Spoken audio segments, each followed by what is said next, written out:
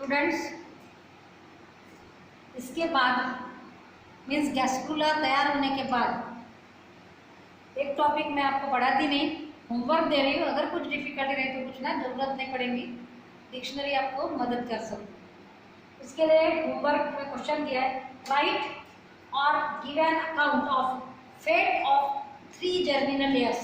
3 word रहे ना रहे, लेकिन जर्मिनल लेयर्स, गैस्ट्रुला में 3 जर्मिनल लेयर्स तैयार होती है, एक्टोडर्म, मेसोडर्म, एंडोडर्म। ये तीनों डर्म से बाद में जो बेबी तैयार होता है उसके बॉडी पार्ट्स बनते हैं। तो कौन से डर्म से कौन से बनते हैं ये फिक्स है, वो कोई भी जाति धर्म का रहे, कौन से भी देश का रहे, लेकिन हर एक में एक्टोडर्म से तैयार होने वाले ऑर्गन्स, मेसोडर्म से तैयार होने वाले, एंडोडर्म से तैयार होने वाले सभी, अमेरिका रहे या चीन रहे या भारत रहे, सब में क्या होता है, वही काम होता है। ये यूनिवर्सल है। इसलिए अपने बुक में 3 लेयर्स के लिए डब्बा दिया है, उसके अंदर उस डर्म से, उस लेयर से तैयार होने वाली ऑर्गन्स की लिस्ट दी है। आपको सिर्फ लिस्ट याद रखना है, क्योंकि उसमें समझाने की कोई बात नहीं है। आपको कोई वर्ड के मालूम करना है, डिक्शनरी के यूज करना, एक आध दूसरा वर्ड नहीं समझा तो पूछेंगे या डॉक्टर से पूछ लेना, चलेगा।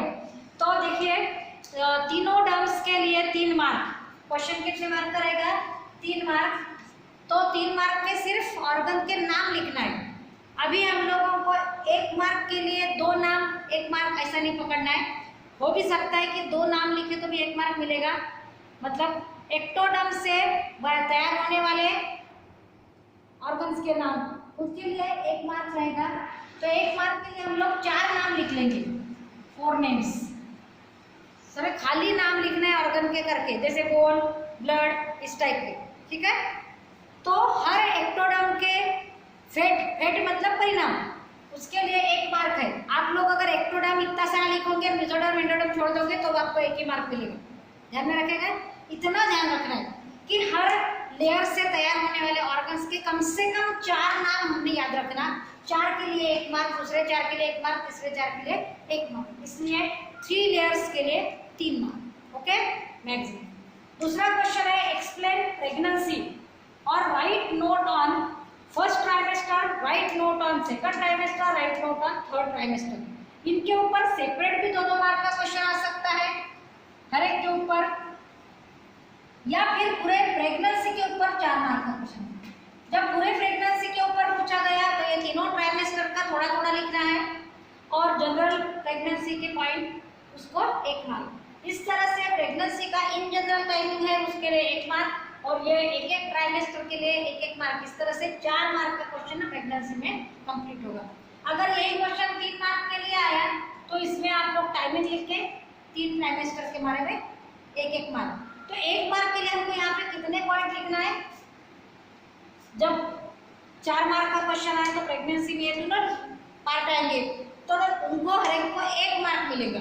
तो 1 मार्क के लिए हमको 2 पॉइंट्स लिखना है हर ट्राइमेस्टर के। ओके, लेकिन ट्राइमेस्टर का एक्सप्लेनेशन बहुत ज्यादा है, तो हम लोगों को इसके ऊपर सेपरेट 2 मार्क का क्वेश्चन भी आ सकता है, क्योंकि इतनी डिटेल इंफॉर्मेशन है। अगर एक ही ट्राइमेस्टर को किसी एक ट्राइमेस्टर के बारे में राइट नोट आया तो 2 मार्क के हिसाब से मतलब 4 पॉइंट लिखेंगे, लेकिन प्रेगनेंसी के एक्सप्लेनेशन में आया 3 मार्क के लिए, तो हर ट्राइमेस्टर के लिए 1 मार्क को राइट लिखेंगे। ध्यान में आ रहा है? जैसा क्वेश्चन उतना आंसर। अब हम लोग समझ लेते हैं प्रेगनेंसी। प्रेगनेंसी मीन्स,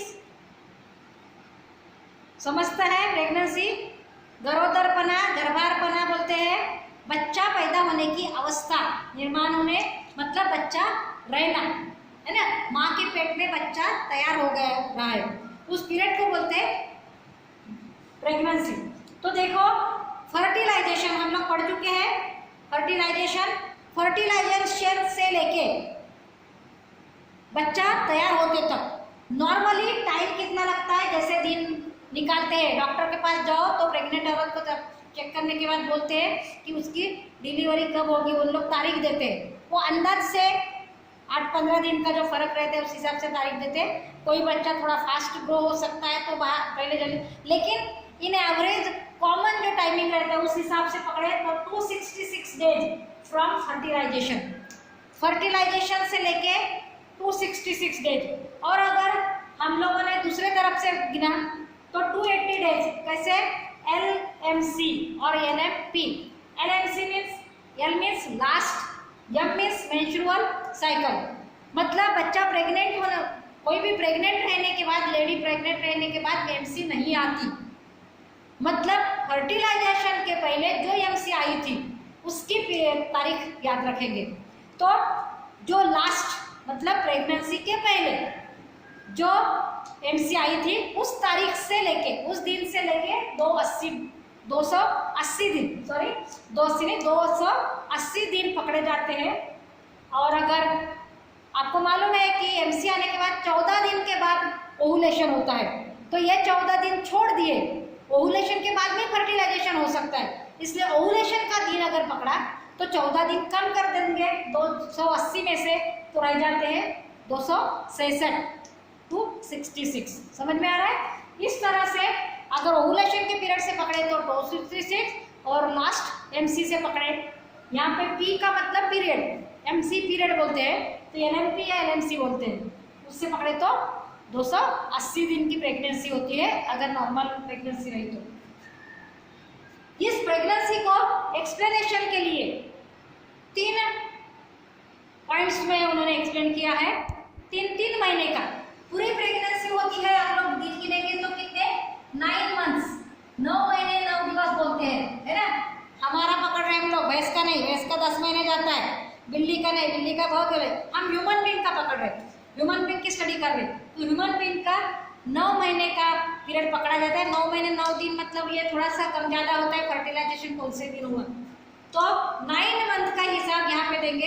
तो 9th मंथ का इन्होंने 3 भाग किए, तो हर पार्ट को 3 महीने का, और 3 महीने का टाइम करके उसको बोलते हैं ट्राइमेस्टर।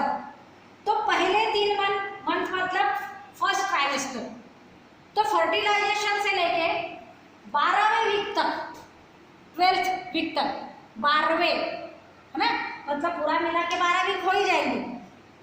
ये जो पीरियड है उसको बोलते हैं ट्राइमेस्टर। आप लोगों को मालूम है महीने में 4 हफ्ते, तो 4 3 12, समझ में आ रहा है, 3 महीने का, इसलिए 12 वीक्स मतलब 3 महीने का फर्स्ट ट्राइमेस्टर। यहाँ पर एम्ब्रियो आफ्टर ब्लास्टुलेशन, जब बेबी क्या होता है आगे, तो यहाँ पे क्लीवेज, ब्लास्टुलेशन, गैस्ट्रुलेशन सब उसमें आ गया फर्स्ट ट्राइमेस्टर में। समझ में आ रहा है? इस तरह से 3 महीने तक जो ग्रोथ होती है, तो एम्ब्रियो का साइज और उसमें जो ऑर्गन्स पूरे डेवलप होने के लिए तब तक उसका एम्ब्रियो बोला जाता है। और जब छोटे छोटे रूडिमेंटरी कान, नाक, आँख सब अंदर के पार्ट सब तैयार हो जाते हैं, तो फिर उसको बोलते हैं फिटस। तो 3 महीने के अंदर ये ऑर्गन्स हो जाते हैं, उसको पहले अभी एम्ब्रियो बोलते हैं, और लास्ट में पहले मीन्स 2 से 4 वीक तक एम्ब्रियो बोलते हैं, उसके बाद में उसमें ऑर्गन्स तैयार होना शुरू हो जाता है, मतलब ऑर्गेनोजेनेसिस मीन्स ऑर्गन्स तैयार होने की क्रिया। तो जब तक फर्स्ट ट्राइमेस्टर में पहले 3 महीने खत्म हो जाते हैं, तब तक छोटे छोटे सब ऑर्गन्स तैयार हो गए रहते हैं। ओके, और लेंथ ऑफ दिस फिटस, ये बेबी जो छोटा सा तैयार हुआ उसका लेंथ कितना होता है, 7 से 10 सेंटीमीटर cm, ठीक है। वजन इन्हें एवरेज पकड़ते हैं, लेकिन अपने बुक में उतना डिटेल नहीं दिया है, तो ना पकड़े तो भी चलेगा, क्योंकि वजन का हर एक के केस के अलग अलग थोड़ा सा, लेकिन 7 से 10 सेंटीमीटर लंबा इतना होगा। 2 पॉइंट आ गए आपको, टाइमिंग और ये, तो 1 मार्क का हो गया। और बाकी डिटेल्स है कि क्या क्या चेंज होते हैं, वो समझने के लिए आसान है, हम लोग डिटेल बाद में पढ़ेंगे, कुछ पॉइंट्स रहे तो जरूरत, लेकिन कम से कम ये 1 मार्क के हिसाब से हो गया। लेकिन इस फर्स्ट ट्राइमेस्टर में ये प्रेगनेंसी मेंटेन करने के लिए कौन काम करता है, कॉर्पस लुटियम, ये हमने पढ़ा है टीएस ऑफ ओवरी में। उसके बाद भी ये कॉर्पस लुटियम क्या सेक्रेट करता है, प्रोजेस्टेरॉन, और उसके साथ साथ एस्ट्रोजन। तो ये प्रोजेस्टेरॉन हार्मोन जो है वो ये प्रेगनेंसी 3 महीने तक मेंटेन करता है। Within this period there also the formation of placenta.